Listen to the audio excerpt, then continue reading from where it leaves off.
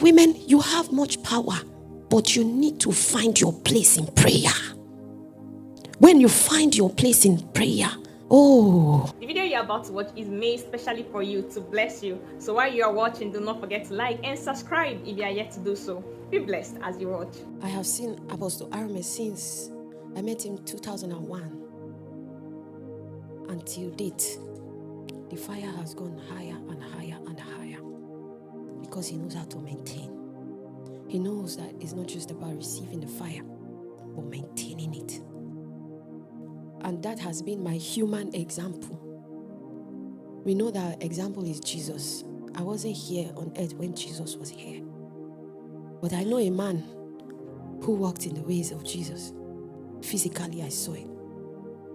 And through it all, I have been encouraged to press on. Praise the Lord. As long as you have the desire to pray, and you know that your life cannot proceed apart from your prayer efforts, then you will take prayer seriously. Prayer must be taken seriously. Just like when you go to work and you know that the money that comes from this work, my salary is what will keep us. Then you see yourself struggling to make sure you don't have an issue with your boss or with your workplace so they don't throw you out. It's the same way we should have that with prayer. And prayer gives us much more. It doesn't come to anyone naturally. No one was born with the ability to pray. No, it's not a natural thing. It's not something of the flesh. It is a spiritual thing. Anything you are today in prayer is a function of grace. Yes, grace is applied. As you pray, the grace of God comes in your prayer to give you that enablement, to give you that support. I never thought I'll be able to do 3 days dry fast. How? When I was in university, it never came to my mind. It never. Until one day God demanded it. And he said, you need to take the women through a 3 days dry fast every beginning of the year. I was like, are you sure, Lord, that people will subscribe to this? 3 days dry and quiet, you said. I said, wow. I said, okay, I will announce as you have said. And I announced it. I said, the day is going to be 2nd to 4th. First day of the year, eat all the rice you can. Because by the 2nd day, you go on a journey. I wasn't expecting much people to come, honestly. Even myself, I was still watching myself like, are you sure I can do this? Dinna, are you sure you're not carrying people to death? The day came. Oh my God. I prepared because, you see, everything was together for good. When God gave me the school, I didn't know that he was also preparing hostels. I didn't know he was preparing hostels for a boarding facility for women to come to pray and do dry fast and stay indoors. So when he planted that school, I thought it was all about school. But every other thing came. So I said, okay, how are we going to do this? I don't know any venues. All my school I know. So I said, we will clean out like 3 classrooms, I think it was 2 classrooms I cleaned out, and a big hall for prayer. Then the other 2 classrooms will take our mattresses and stay in for sleeping. And lo and behold, we put the attendance. And people started coming, one trickling in, 1, 2. I was surprised. The first surprise I had was when one man actually brought his wife in his car with her load, her bucket, her mattress, everything. I was shocked. I said, this man believes so much in what we are doing. He bundled his wife here. I said, my God. I said, this is a surprise for me. And people started turning up. People started coming. I said, for dry, I reminded them, it's a dry fast. You're not going to eat anything, They say, yes, they know. I said, oh, really? So let me buckle my own belt. And then people, the long and short of it, the women that showed up for the first time were over 50 for a 3 days dry fast. And through it, I had never done it before. That was my first time. Because it was corporate. You are the leader. You have to live by example. Oh my God. The first day, everybody was kabashing, kapo, tampete, pala. Even me, by the second day, it was like we're dragging our feet to the place of prayer. In fact, the sleep that night was so sweet. And then we just said, welcome, it's time to wake up for prayer. It was like they put a heavy stone on me. I said, is this how this is? So someone who has been doing dry, 7 days dry every month, don't say that's how 2nd day, 3rd day, it becomes like that. So I said, okay, God, if I'm feeling like this, how will 3rd day be? and I still have to lead. So the first day, the second day, I say, sister can't lead. It's not me you want to kill here. I'm not the only one that knows how to pray. Lead. So I shared it. I shared everything. I said, it's only me. And people queued in, and that was how we did it corporately. By the third day, we got up. I don't know where the strength came from. It came from the Lord. And I saw women on fire praying. I say, this is 3 days dry fast. People haven't eaten. They haven't. I say, Lord, this is a great sacrifice. Lord, use this sacrifice to bless these women. Whatever they are looking up to you for. And truly that day was. And from that day, all the times we call for dry fast, the last one, they were about 200 and something, 150, 80 something or so that came for the dry fast. In fact, the hall is too small now. We don't even know how next year is going to be. But God will always make a way because it's what He wanted. So this is sacrifice. It's something you do deliberately. Those women, they came deliberately. They were tired of the situations around their lives. They say, is this how we will keep going? Why sit we here still till we die? We move on. And they came. It's time to shake yourself. This is what other women are doing. Me too, I can join in. I can do it. And that was how, before myself, I didn't know that I could. I now knew that the grace of God is available. Even in prayer, I say, I don't know how to pray. Anytime I pray, nothing. The grace of God is available. Ask Him for that grace. When He sees you're conscious about it, He sees you're deliberate about it. He sees that even when you come, you do it fleshly. First day, second day, He will supply His Spirit. Oh yes. The entire infrastructure of the flesh system is opposed to prayer. Yes. The entire infrastructure of the flesh doesn't like prayer. Because prayer is an invitation from God, who happened to be the only personality that can deal with the entire architecture of the fallen nature, to come on the scene. He's the only one. God is the only one that can deal with that architecture of flesh. And so when we call upon Him, He will supply His Spirit. There are also hidden satanic systems built into the fall to ensure that we don't find that level of help from God. So the devil doesn't even want us to partake in prayer or to even start any prayer initiative anywhere. When you want to start, he will come with power to oppress you, to suppress you, to subdue you. But you too, you need to stand. Say, this prayer, when we meet to, when we I be able to pray like this, I move. Praise God. There's something that is locked in the soul of man that resists prayer. It's called haste. A haste is locked in the soul of man. And this haste does not manifest until somebody wants to pray. So you will come and suddenly you start wanting to leave the presence of God. There's no time. Some of us come into prayer. We'll start looking at the time. Move. That haste is to make sure you don't enter. Maybe you only touched the surface, then the haste took you out. You couldn't touch the depth of prayer. Haste is supplied in the world system to make sure you never enter or engage in prayers.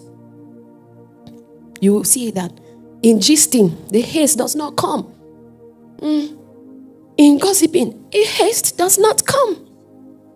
You will even say, when somebody say, sister, I have one gist for you, say, sit down. Let me hear. You will get the seat. Say, sit down. Gist me. You have all the time. You don't even care. It's like watching a serious movie. You keep staying there and hearing, really? And you keep staying there. So you see, there's no haste. Then you know that those are things of the flesh. So nothing is opposed to it.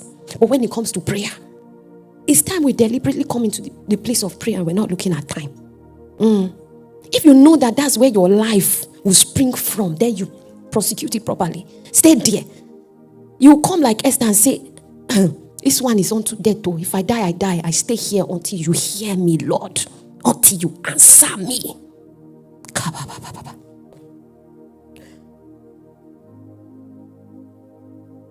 But what you find, but when you want to pray, you begin to feel haste on your inside. Is an infrastructure built to ensure that the way of the Spirit is never mastered.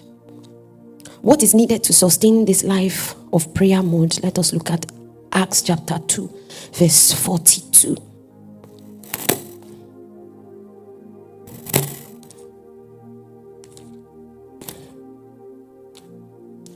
It says, and they continued steadfastly in the apostles' doctrine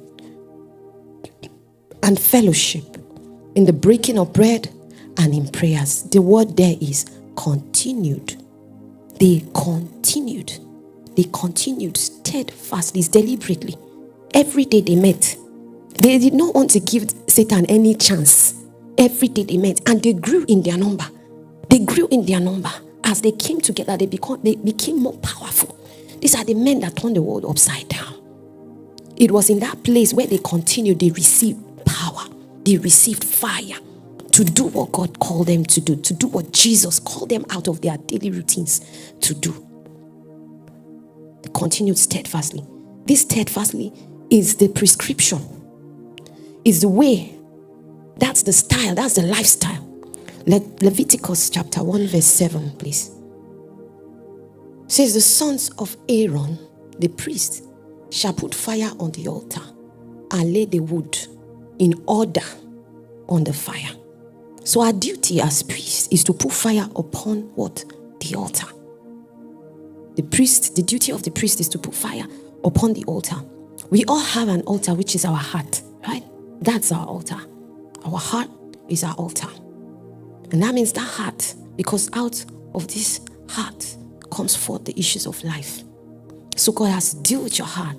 He has to remove every debris that has taken over that heart. And so he begins to deal with you and take you through process, because that is your altar. You cannot relate with him other than your heart. Your heart is where God prosecutes what he wants to do. So if he comes to that heart and the heart is not ready for him, he can't do anything there. He's more concerned about your heart than what you are giving. Because first of all, he wants you to give yourself before you give your substance, so that your substance will be accepted. Look inwards, look at your heart. But we must all be engaged in the business of kindling fire upon our hearts. That's the duty of a priest. And he said in the word of God that we are priests and what? Kings. Kindling fire on the altar, subsequently maintaining that fire, which has to do with putting wood on the fire day by day. So this is an investment you make after the fire has been kindled. You need to keep putting. After now, you will receive fire today, yes. In fact, some of you have already received it. While you were dancing, and so many things were happening. While you were in your seat saying, I don't know, should I join them or not? It caught you there. Oh yes, I know many people were there. Something was moving you, but you're like, I'm not used to this kind of thing. That thing met you there. Yes, that thing met you there. Thank you, Lord.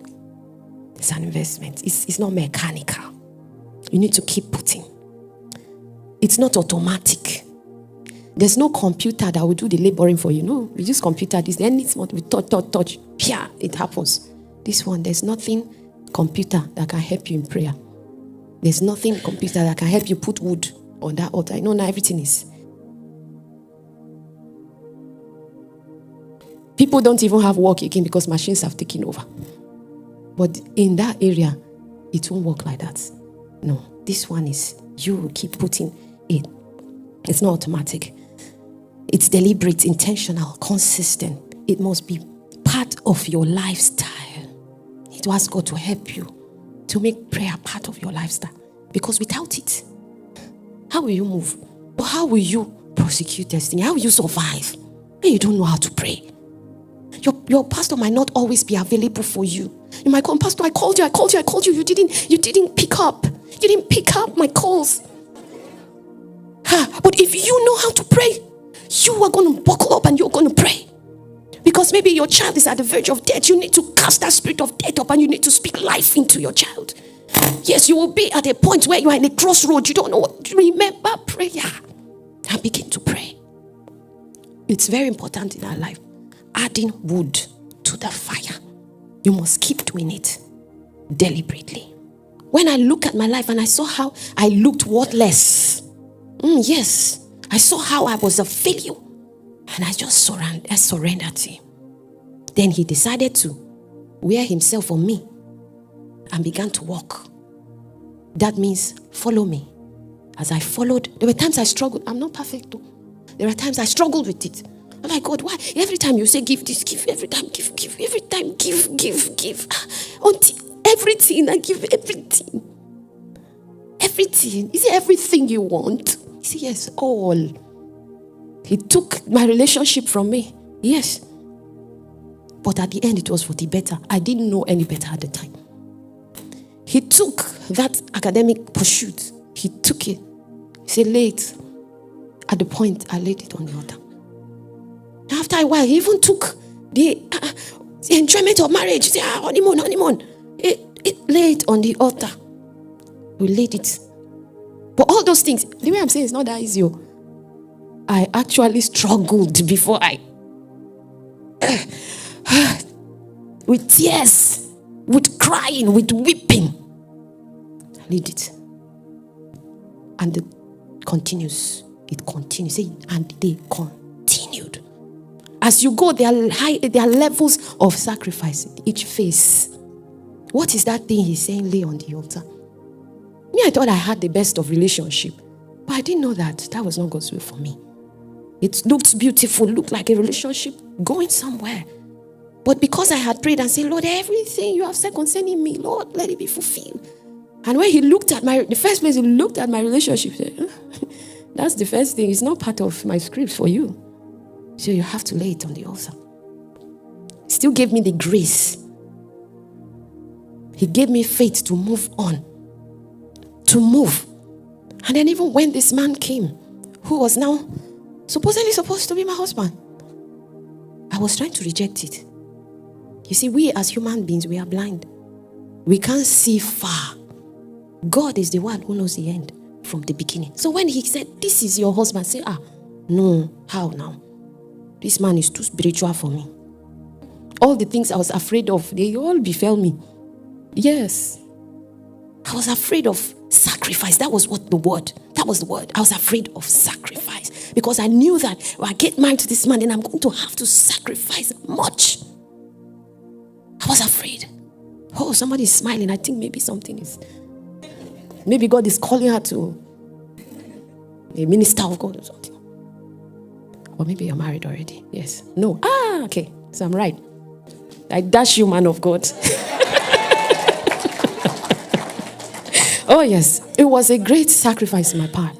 There's no fire without a sacrifice. And there's no burnt offering without fire. And it's that burnt offering he's looking for. Because he delights. He has pleasure from the incense that comes from a burnt offering. That sacrifice that you give with your heart, it becomes an incense. Not just a sacrifice of things, but it's a sacrifice of you. Yes.